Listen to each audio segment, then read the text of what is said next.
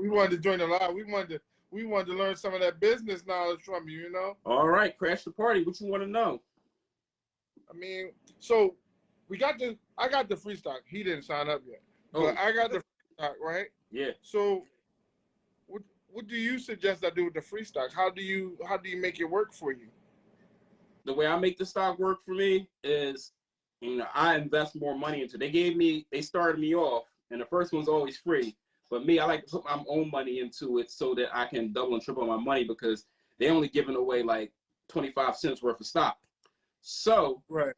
I like to, put a little bit more money in. I do $1 a month, because right now I got about like 76 free stocks. So $1 a month in each one, or $1 a month in each one. But you don't have to do that. You could just do $1 a month in your favorite one. Like, I got all these companies that I don't even like. Like, I'm not a fan of oat milk. Like, I don't know how you get milk from an oat, but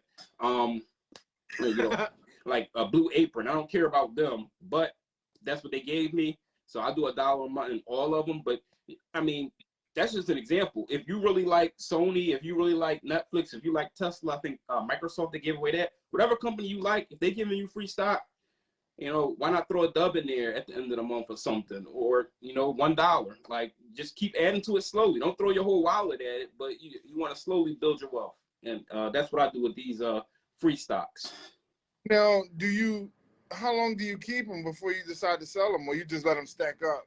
I let them stack up, but if I was like really like in my other portfolios, if I am, putting money in, if I bought a whole share, like if I bought $100 stock or $50 stock or $25 stock, and I get a 10% profit, if I don't really like the company too much, I'll sell it.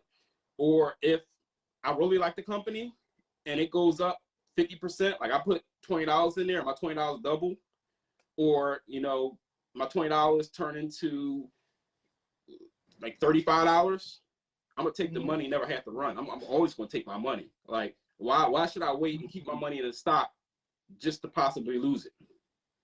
So, really, it's up to you though. There is no rules. If you really like the company, some companies, like, it can go down to 0. I'm still gonna hold it, but I'm probably gonna buy more. But that's not every stock. That's not. Would you buy when it's low and sell when it's high? That's what you do. I don't wait till it's low. I buy it when it's going down. But I got to be prepared to wait like a year or two for it to go back up. Sometimes it might take 5-10 years if it's a whatever company. But that's a decision you make depending on how much you like the company.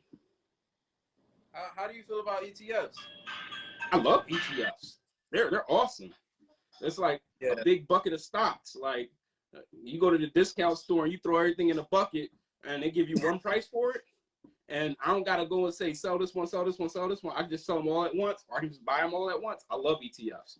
That's a secret to getting rich, because, back in the day, they had mutual funds. And mutual funds is pretty much the same thing as ETFs. There's some technicalities that make them different. But back in the day, I remember, I thought mutual funds were still around. But you got to be rich to get in them, or you got to have a whole lot of money. They don't let you trade them. Like, you put your money in at the beginning of the day, and you sell, your sell might not go through until the next day because the market had already closed, and they buy at the open or whatever. So that's the weakness of them. They charge fees, but ETFs, they're like set up the same way as a mutual fund, but the fees are lower because it trades like a stock. You don't have to have a manager of the fund on top of that like a mutual fund do. So you're liquid. Your money, you can trade in and out of them just like stocks. And that's the beauty of it. Mutual funds are really stiff and rigid. They come with a whole lot of rules. They charge you a yearly fee.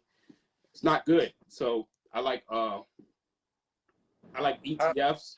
I start. Huh? Yes. ETFs. How would I start? Yeah. What type of companies you like? What you into? Or you just want a bucket of everything? Because you can buy the whole stock market with an ETF.